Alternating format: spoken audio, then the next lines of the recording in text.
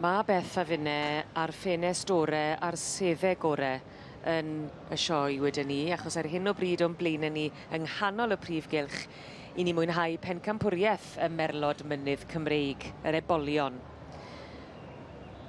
A'r gwrywod a'r benywod yn erbyn ei gilydd? Ie.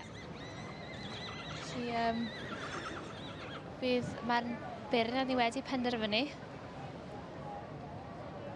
A Hayley Williams sy'n ei chael. Fi'n mynd siŵr gyda beth to, nhw'n mynd i edrych ar y rhif.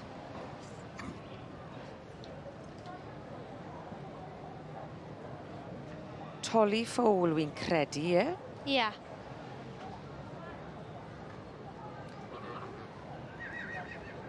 Allan o Hope Nuga.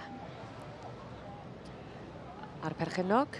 Ar y perchennog, Joan Eggleton, cael ei dangos gyda Hayley Williams.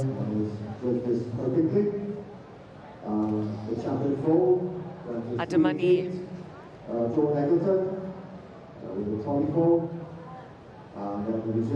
A dyma ni.